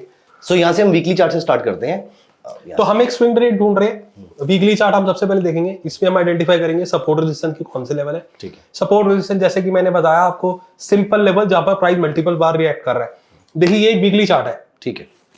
वीकली चार्ट में देखिए ये इस लेवल पे प्राइस ने रिएक्ट करा है, इधर कितनी बार कर रहा है, इधर भी कर रहा है, तो ये मेरा एक सपोर्ट लेवल का आसपास बन रहा है। सॉरी टू इंटरप्ट यू, एक मेरा यहाँ पर क्वेश्चन है, यहाँ पर जो आप जिन लेवल्स की बात कर रहे हैं, तो अगर वो ब्रीच कभी कभी करता है, एक बिगिनर के पॉइंट ऑफ व्यू से मैं क्वेश्चन पूछ रहा हूँ आपसे, कि यहाँ पर वो कट जाए, कोई प्रॉब्लम तो नहीं है? मतलब हम ब्रॉडर लेवल पे देख रहे हैं सपोर्ट, मैं वही उस पर ही आ रहा था। अच्छा, एक्चुअली क्या है, आप देखो यहाँ पर ही नीचे जा रहा है, तो मेरे को ये रेंज मार्क करनी है कि मेरा ये सपोर्ट का एरिया है पूरा, क्योंकि मैं अगर एक प्राइस लूंगा तो ऊपर नीचे फ्लक्चुएट करेगा, राइट। ठीक है। आपका हायर टर्म टाइम फ्रेम पे पर्पस सिर्फ क्या है, सपोर्ट और रेजिस्टेंस के लेवल्स ढूंढना, ठीक है। आपको परफेक्टली प्राइस नहीं ढूंढना, वहां पर हम आएंगे शॉर्ट टर्म टाइम फ्रेम पे, ठीक है। तो यहां पर मेरी संपोज कर लिए, ये मेरी एक रेंज बन जाएगी, यहां पे मैं नीचे भी बना देता हूं, ये मेरी रेंज बन गई सपोर्ट की, ठीक है। अगर मैं ऊपर की तरफ रेजिस्टेंस देखने की कोशिश करूं, मेरे को कहां रेजिस्टेंस मिल रहा है, अगर मैं देखना चाहूं तो मेरे को रेजिस्टेंस सबसे बड़ा तो ये वाला मिल रहा है ऊपर, क्योंकि यहां पर 2 बार रिएक्ट करा है और हमारा टॉप है। बेसिकली जब भी हम एक ट्रेडिंग देखते हैं तो रिसेंट टॉप्स और रिसेंट बॉटम्स वो हमारे एक तरह के सपोर्ट रेजिस्टेंस का काम करते हैं, करेक्ट। तो मैंने यहां पर ये रेजिस्टेंस मार्क कर दिया, ठीक है। अब मेरा पर्पस क्या है, मेरे को मीडियम टर्म टाइम फ्रेम पे आना है। स्विंग ट्रेडिंग है तो मीडियम टर्म टाइम फ्रेम मेरा डेली होगा। डेली चार्ट पे मेरे को देखना है मेरा बेसिकली ट्रेंड क्या है। सपोज कर लो मैं इस लेवल पे हूं, ठीक है, मेरा ये लो है, ये मेरा हाई बन रहा है, तो हमने अपना स्टेप 1 कंप्लीट कर लिया है, जो कि है हायर टर्म टाइम फ्रेम पे हमने हायर सपोर्ट रेजिस्टेंस मार्क कर लिए। सेकंड टाइम फ्रेम में हमने क्या फाइंड करना है यहाँ पे, बेसिकली ट्रेंड क्या है। तो ट्रेंड क्या है, higher high higher low, lower high lower. मैं यहाँ से शुरू कर रहा हूँ, ठीक है, कि यहाँ पर आपको एक अच्छे से एग्जांपल दे पाऊँ इसका। देखिए हमने अब यहाँ पर आपको ट्रेंड के चलते चलते बीच में बहुत सारे हाई लोस मिलेंगे, राइट। हमें जो दूर से दिख रहे हैं हमें वो लेना है, आप समझिए। मैं अगर बहुत गहराइयों में जाऊंगा तो मेरे बहुत सारे हायर हाई हायर लो बनेंगे। यहाँ पर देखिए मेरा लो बन रहा है, यहाँ पे मेरा हाई बन रहा है, ठीक है। अब ये मेरा लो बन रहा है, ठीक है, ये मेरा हाई बन रहा है, ठीक है। तो मेरा फर्स्ट कंडीशन तो खत्म हो गई, ये मेरा अप ट्रेंड तो हुआ ही नहीं, क्योंकि इसने लो तोड़ दिया, तो हायर हाई हायर लो वाली कंडीशन तो हुई नहीं। अच्छा, अब मैं यहां से दोबारा शुरू करूंगा, अब मैं इस लेवल से दोबारा शुरू करूंगा। ओके, हायर, ये लो, ये हाई, ये हायर लो, ये हायर हाई। अब देखो ये हायर लो है, इससे थोड़ा सा ऊपर है, और अगर बराबर भी हो तब भी हमारा वो अप ट्रेंड ही माना जाता है, और ये इसने हायर बना दिया, मतलब एक तरह से मेरा ये अप ट्रेंड में चल रहा है। अगर मैं दूर से भी देखूं तो picture higher high higher low बना रहा है, ठीक है। तो मेरे को यहाँ पर कुछ नहीं करना, मैंने डिसीजन टाइम फ्रेम पे आना। मेरा डिसीजन टाइम फ्रेम कौन सा है, लोअर टर्म टाइम फ्रेम, ठीक है। तो लोअर टर्म टाइम फ्रेम पे मैं जाऊंगा आवरली पे, clean. Lower term time frame पे मैं जाऊंगा आवरली पे।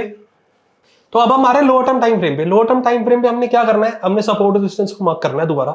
आप सपोर्ट रेजिस्टेंस देख लीजिए, आप जैसे ये लेवल है, ये एक अच्छा सपोर्ट है। सो इसका मतलब ये है कि हमने पहले एक वीकली चार्ट ओपन किया, वहां पर हमने सपोर्ट रेजिस्टेंस मार्क किया, हमने छोटे टाइम फ्रेम पे भी दोबारा से सपोर्ट रेजिस्टेंस मार्क करना। यस, ठीक है। उसका रीजन भी मैं आपको समझा देता हूं, क्योंकि अगर आप छोटे टाइम फ्रेम पे लेते हो, और कई बार ऐसा होता है आपका कुछ लेवल आता है जहां पर बड़ा रेजिस्टेंस हो, राइट, तो आपको समझ भी नहीं आता। अगर आप मार्क करके रखोगे तो आपको पता चलेगा। अभी यहाँ पर ये क्यों नहीं दिख रहा, क्योंकि वो लेवल बहुत ऊपर है, करेक्ट, राइट। तो मेरा बहुत ऊपर है, तो मेरे को अभी दिख नहीं रहा है। अगर वो ऐसा बहुत बार होगा कि आपके आसपास ही होगा, तो उस केस में तो हमें कॉशियस होने की जरूरत होगी, कॉशियस होने की, और बेसिकली अपनी एंट्री के टाइम ध्यान रखना है कि जैसे मेरा सपोज करो यहाँ बाय आ रहा है, ठीक है, और मेरा सपोर्ट, मेरा रेजिस्टेंस ऊपर है, तो मैं एटलीस्ट 1:2 के तो ट्रेड में एंटर करूं, रिस्क टू रिवॉर्ड। अगर मेरे को वही नहीं मिल रहा तो मेरे को ट्रेड लेने का कोई फायदा ही नहीं है, करेक्ट, राइट। अब ये छोटे लेवल पे देखो सपोर्ट है, ठीक है, और बड़े लेवल पे मैं अगर रेजिस्टेंस देखूं तो मेरा ये लेवल आ रहा है, ये शॉर्ट टर्म टाइम फ्रेम, ये मेरा रेजिस्टेंस लेवल है,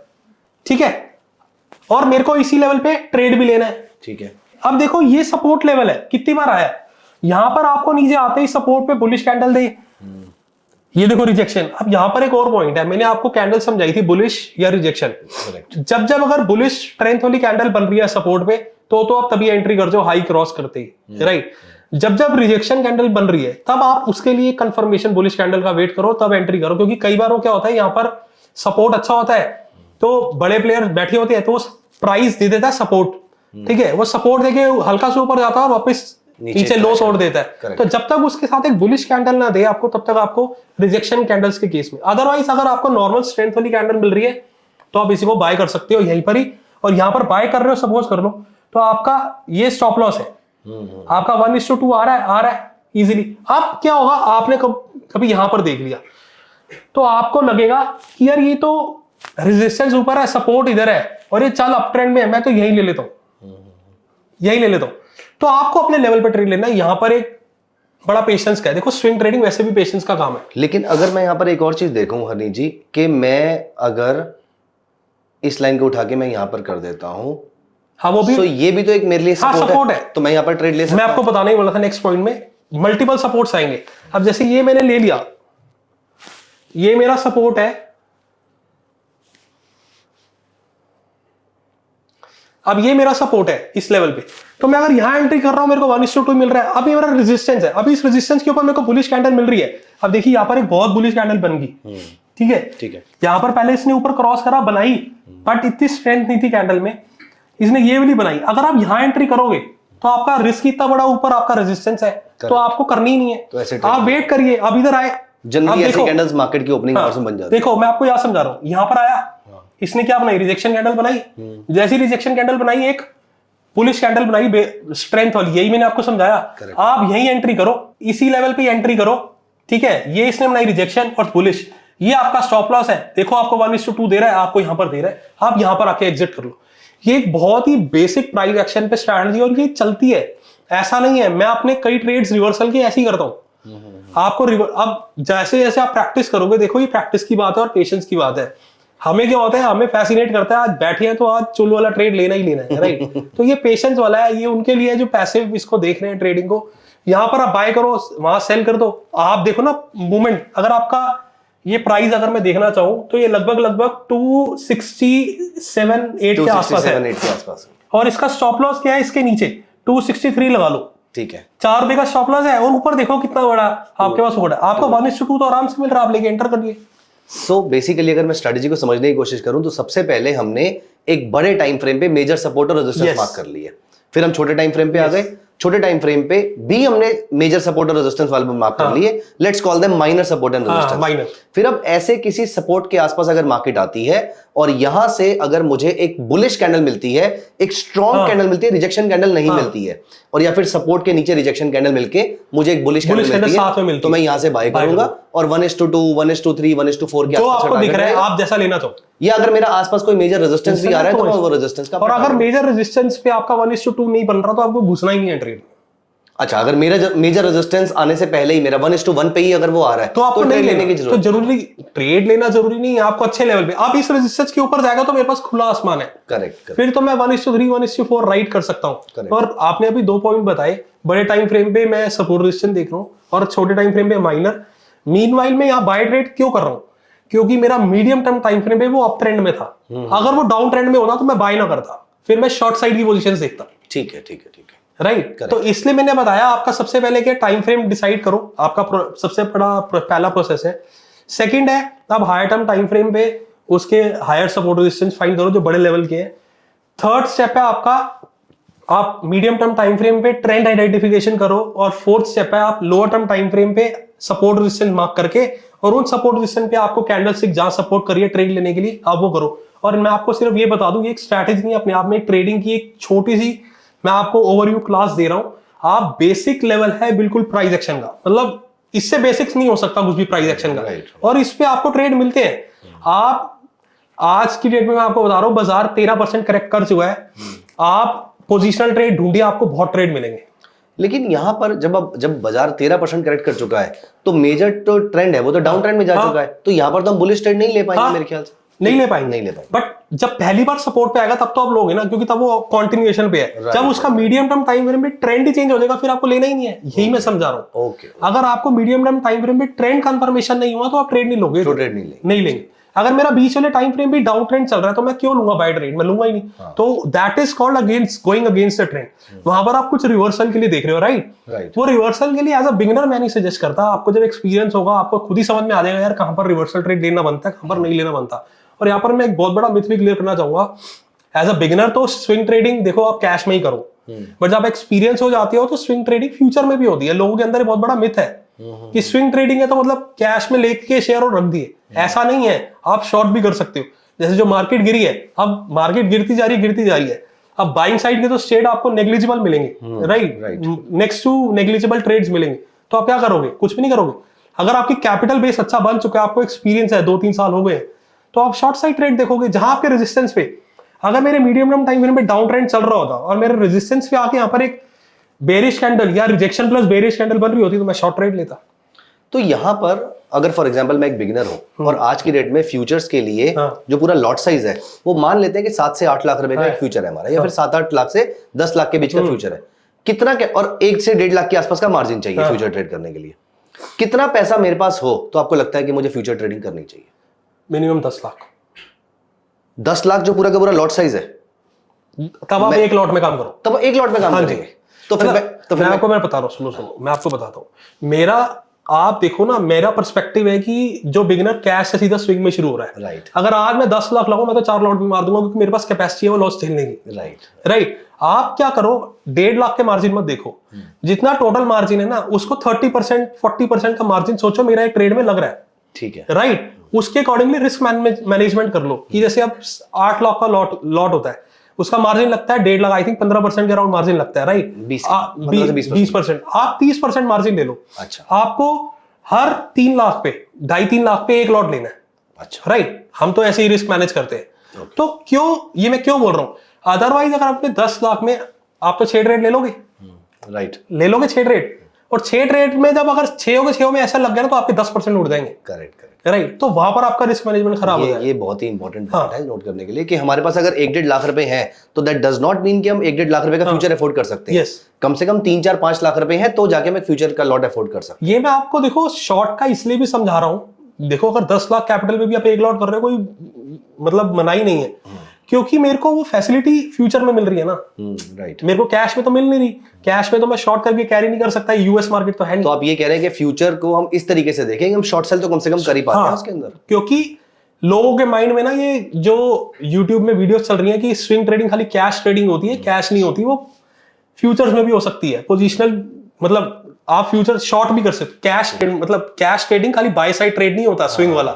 स्विंग ट्रेडिंग आपको शॉर्ट साइड भी मिल सकता है, बट वो आप कैश में कर नहीं सकते तो आप फ्यूचर्स में चले जाएंगे। अच्छा, एक क्वेश्चन मेरा यहाँ पर और आता है कि ये हम यहाँ पर सामने विप्रो का चार्ट देख रहे हैं, कौन से टाइप के स्टॉक्स में मुझे इस ट्रेडिंग को स्टार्ट करना चाहिए? मैंने आपको अभी पहले भी बताया, मैं उसी के रिलेट कर रहा था कि क्या मैं सिर्फ निफ्टी 50 निफ्टी 100 तक ही अपने आप को लिमिट करूंगा? हाँ, स्टार्टिंग में आप सिर्फ लार्ज कैप स्टॉक्स में। अच्छा, और ज्यादा से ज्यादा आप मतलब एफएनओ स्टॉक सब लार्ज कैप ही है, राइट। आप मिड कैप भी है कुछ, बट उसको अवॉइड करिए, क्योंकि मैं आपको सिर्फ इतना समझाना चाहूंगा, आप उन स्टॉक्स में करिए जहां लिक्विडिटी ज्यादा है, आपको एग्जिट मिल जाए। अगर आप सपोज करो यहाँ इस स्ट्रैटेजी का सबसे बड़ा फ्लॉ क्या है, सबसे बड़ा डिसएडवांटेज क्या है, अगर आपने स्मॉल कैप में कर लिया, उसने बाय करा दिया यहाँ पे आपको, और अगले दिन से सर्किट लगने शुरू हो गए, आपको एग्जिट ही नहीं मिलेगा। इसीलिए मैं स्मॉल कैप कैटेगरी के स्टॉक्स में नहीं। आप इनिशियल लेवल पे बिल्कुल भी मत करो स्मॉल कैप मिड कैप, क्योंकि आप वॉलेटिलिटी नहीं झेल पाओगे। एक्सपीरियंस आए तो कुछ भी करो फिर मार्केट में। तो आपने एक वर्ड यूज किया लिक्विडिटी। लिक्विडिटी कैसे चेक करी जाए? फॉर एग्जांपल मैंने मान लिया कि मैं छोटे लार्ज कैप में चला गया, फिर मैं मिड कैप की बड़ी वाली कैटेगरी में चला गया, क्या लिक्विडिटी चेक करने का कोई पैरामीटर कोई आपके पास कोई थॉट प्रोसेस? मैं ज्यादा वॉल्यूम बेसिस पे जाऊंगा तो काफी लोग कंफ्यूज हो जाएंगे बिगिनर्स लेवल पे। आप सिंपल देखिए, अगर आपको स्प्रेड यानी कि बिड और आस्क में डिफरेंस ज्यादा दिख रहा है तो मतलब वहां लिक्विडिटी नहीं है। ज्यादा की डेफिनेशन क्या है? आप मैं मतलब ऐसे बताऊं आपको, जैसे 250 रुपए का स्टॉक है तो आपको मतलब जनरली 10 पैसा 5 पैसा में मिल जाता है। अच्छा, कई बार आपको 60-70 पैसे का डिफरेंस मिल रहा है, तो आप कैलकुलेट कर लो मतलब कितना हो गया, लगभग 0.4% 0.5%, राइट। अगर आपको इसके आसपास कुछ मिल रहा है, 1 रुपए या 70-80 पैसे, तो मतलब वहां पर लिक्विडिटी नहीं है, कोई बाय सेलर्स नहीं है, और वो आपको टोटल क्वांटिटी देख के भी चला जाता है। मतलब अगर इंपैक्ट तो इसमें बहुत ज्यादा आएगी मेरी। देखो ये ना मतलब और कॉम्प्लिकेटेड करने वाली बात हो जाएगी। 0.1% के आसपास में लिक्विडिटी है तो ठीक है, अदरवाइज रहने देते नहीं है। और इसलिए कह रहा हूँ आपको ये देखने ही नहीं यार पैरामीटर्स, आप बड़े स्टॉक्स उठाओ ना, आप खाली निफ्टी 50 के स्टॉक्स में कर लो, खत्म हो गई बात। उसमें हमें एक टाइम पे फॉर एग्जांपल अगर मैं सिर्फ निफ्टी 50 कर रहा हूँ या निफ्टी 100 कर रहा हूँ, एक टाइम पे कितने ट्रेड ऐसे होंगे जो मुझे लेने चाहिए? देखो यहाँ पर आती है रिस्क मैनेजमेंट की बात। अगर आपकी 10 लाख कैपिटल, मैं छोटे से एग्जांपल लेता हूँ, या आप 1 लाख से लेते हैं क्योंकि कुछ बिगिनर्स भी होंगे। अब आपको हर ट्रेड में मैक्सिमम अपना रिस्क डिसाइड करना है। मैं 2-3% भी ले लूं अगर मैं छोटा डिप्लॉयमेंट कर रहा हूं, क्योंकि मैं एज अ डाइवर्सिफिकेशन रखता हूं इसको, राइट। अगर मेरी मतलब कुछ भी कैपिटल है तो मेरी 100% स्विंग ट्रेडिंग पे नहीं है, तो मेरी अगर 20% स्विंग ट्रेडिंग पे है तो उस पर मैं 2% भी रिस्क ले लूंगा, तो मेरी ओवरऑल कैपिटल का कुछ नहीं बनता, कुछ नहीं है, राइट। तो आपको एट अ टाइम मैक्सिमम 4 से 5 स्टॉक्स में ही रहना है स्विंग ट्रेडिंग में। उसका रीजन बहुत जरूरी है ये जानना। अगर आपने 10-15 स्टॉक इकट्ठे कर लिए, जब स्टॉप लॉसेस आएंगे आप समझ ही नहीं पाओगे कौन सा कहां ट्रिगर हो रहा था, मैं मैनेज कैसे करूंगा। करेक्ट। और आप 1 लाख से भी शुरू कर रहे हो तो आप 1000 का रिस्क ले लीजिए स्टार्टिंग में। अगर आप 1 लाख का रिस्क लेंगे, 200 की चीज है, आपका 190 का स्टॉप लॉस है, तो आप 10 रुपए का स्टॉप लॉस है, 1000 का रिस्क ले लो तो आप 100 शेयर बाय कर लीजिए। ये आपका रिस्क मैनेजमेंट है। तो बेसिकली 1 लाख के कैपिटल को हम 4 या 5 पार्ट में डिवाइड कर दें, और 20 से 25 हजार रुपए के आसपास का एक स्टॉक लें, और 1 से 2% का कैपिटल स्टॉप लॉस। हाँ जी। और जब एक टाइम आता है, आपको एक्सपीरियंस हो जाता है, आपको स्ट्रैटेजी पे थोड़ा विश्वास हो जाता है, जो मैंने बोला स्केलेबिलिटी की। आप बोल रहे हो यार मैं अब 1 लाख की कैपिटल में 20-20 हजार डाल रहा हूँ, मेरे बन ही नहीं रहे, 200-400 रुपए बन रहे हैं, 500 रुपए 1000 रुपए बन रहे हैं। मैं चाह रहा हूँ एटलीस्ट 3-4 हजार तो निकले। जब आपको 1 साल हो गया, आपको प्रैक्टिस हो गई, आपको लग रहा है यार मेरे को रिजल्ट दिख रहे हैं, ठीक है, आप एक स्टॉक में 50 हजार लगा लो। करेक्ट। तो आप ना लीवरेज ले सकते हो, मतलब लीवरेज तो नहीं है, वो आपकी कैपिटल ही है, बट आप परफेक्ट एंट्रीज ढूंढ के वहां पर ज्यादा डिप्लॉयमेंट कर सकते हो। और इधर एक चीज और भी बताना चाहूंगा, देखो कोई भी स्ट्रैटेजी है, कोई भी इंडिकेटर है, सब चलता है बाजार में। ये तो बकवास की बात है कि ये नहीं चलेगा वो नहीं चलेगा, हर किसी का कुछ टाइम फ्रेम के रिस्पेक्ट में, कुछ रिवर्सल्स के टाइम पे किसी का कुछ ना कुछ बेनिफिट है। जैसे RSI है, लोग ट्रेंड फॉलोइंग के लिए यूज करते हैं, मैं उसको रिवर्सल के लिए यूज करता हूँ। राइट, जब प्राइस बहुत ऊपर जा चुका हो और मेरे को RSI ऊपर से डाइवर्जेंस दिखा रहा है तो वहां पर मैं शॉर्ट ट्रेड ढूंढने की कोशिश करता हूँ। हर किसी का, अब सुपर ट्रेंड है, सुपर ट्रेंड को मैं ट्रेंड राइड करने के लिए यूज करता हूँ। उसका इस्तेमाल क्या है, अब लोग क्या कहते हैं, यार सुपर ट्रेंड बाय हुआ, वो इतना बड़ा बाय होता है तो उसका एसएल बहुत नीचे होता है क्योंकि वो कैंडल ऊपर होती है। राइट, आप सुपर ट्रेंड को एंट्री पर्सपेक्टिव से मत यूज करिए, आप उसको ट्रेलिंग पर्सपेक्टिव से यूज करिए। वो आपको जज करना है, बट बिगिनर्स को कुछ भी नहीं करना। आप सिंपल ये करके भी पैसे कमा सकते हो और ट्रेडिंग सीख सकते हो। यार अगर आप ये करके 10-15, ये तो आप 10,000 से भी कर सकते हो। इसमें क्या है, 10-20,000 से भी कर सकते हो आप लो। और हर बिगिनर के लिए ये जरूरी है, कोई भी आप स्ट्रैटेजी कर रहे हो, मतलब बिगिनर प्रो कोई भी, जो भी स्ट्रैटेजी कर रहे हो, 50 ट्रेड तो लिखो। जो भी 50 पहले ट्रेड कर रहे हो वो करो और एक्चुअल मार्केट में करो। पेपर ट्रेडिंग सब बकवास है। जर्नल बनाओ अपना। हाँ, जर्नल बनाओ और 50 ट्रेड लिखो। मैंने एंट्री यहाँ ली थी, एग्जिट यहाँ लेना था, मेरा स्टॉप लॉस ये था, और रिमार्क्स लिखो कि मेरे इसमें क्या गलती हुई, मैंने क्या ढूंढ लिया। आप 50 करोगे ना, मैं आपको गारंटी कर सकता हूँ अगले जब आप 50 ट्रेड करने जाओगे ना, आप लॉस में नहीं निकलोगे अगर आपने स्ट्रैटेजी या पैटर्न को सही तरह समझ लिया तो ये एक ओवरव्यू है। ठीक है, बस एक लास्ट क्वेश्चन मैं आपसे और पूछना चाहूंगा। ये सब कुछ करने के लिए लेट्स एक्सेप्ट द फैक्ट कि हमें बहुत मेहनत लगेगी क्योंकि हमें सारे चार्ट्स स्क्रॉल करने पड़ेंगे, सब कुछ जाके उसके सपोर्ट रेजिस्टेंस मार्क करने पड़ेंगे। कितना टाइम एक ट्रेडर को, for example someone beginner like me for example, कितना टाइम एक ट्रेडर को एक दिन में चार्ट्स के साथ स्पेंड करना पड़ेगा इसके लिए? मैं तो दिन की बात ही नहीं कर रहा स्विंग ट्रेडिंग के। अच्छा, आप सैटरडे संडे छुट्टी है, बैठ जाओ, या आपके ऑफिस के बाद आप बैठ सकते हो, 2-3 घंटे बैठो, अपनी लिस्ट बना लो। अब यहाँ पर इश्यू कहाँ आता है, आपको स्टॉक्स कैसे सिलेक्ट करने। स्टॉक सिलेक्ट करने के लिए देखो बहुत बढ़िया अप्रोच है। आप कुछ आज कुछ 20 स्टॉक्स की लिस्ट बना लो, 20, 25, 50 स्टॉक्स की, उन्हीं को ही हर हफ्ते देखते रहो, अपने लेवल्स मार्क कर लो। और आजकल तो अलर्ट्स आ गए मार्केट में, इजीली जीटीटी ऑर्डर्स भी आ गए। आप अपने अलर्ट्स लगा दो, आपको ड्यूरिंग अगर आप काम भी करो ऑफिस में, आपको अलर्ट आ जाएगा, या जीटीटी ऑर्डर लगा दिया यार मेरा बाय करना है या कुछ भी करना है, तो आपने अलर्ट लगा दिया, हाँ, वही ट्रेड ले लो, एग्जीक्यूट। आपको स्विंग लेना है, आपको डेली देखने की जरूरत ही नहीं है। ठीक है, स्टॉक सिलेक्शन की मैं बात करता हूँ। आप 2 तरीके हैं, या तो आप 20 से 30 स्टॉक्स या 50 स्टॉक की लिस्ट बना लो, बस उन्हीं को ही देखते रहो। 10 की बना लो, उन्हीं को ही देखते रहो, उन्हीं में ट्रेड आई लो। और मैंने नोटिस किया कि जब आप एक ही चार्ट को बार-बार देखते हैं तो आपको आदत पड़ जाती है, आपको उसके लेवल्स ही याद हो जाते हैं। मैं ऐसे लोगों को जानता हूँ जो 2-3 स्टॉक्स की चार्ट देखते हैं, राइट, और उन पे वो मैसिव प्ले करते हैं। कोटक बैंक, और अगर आप HDFC बैंक देखो, इसने पिछले 1.5-2 साल से सिर्फ रेंज खेली है। अगर आपने रेंज के हायर एंड पे बेचा है और नीचे खरीद रहे हो ना, तो आपने बहुत पैसा बना लिया।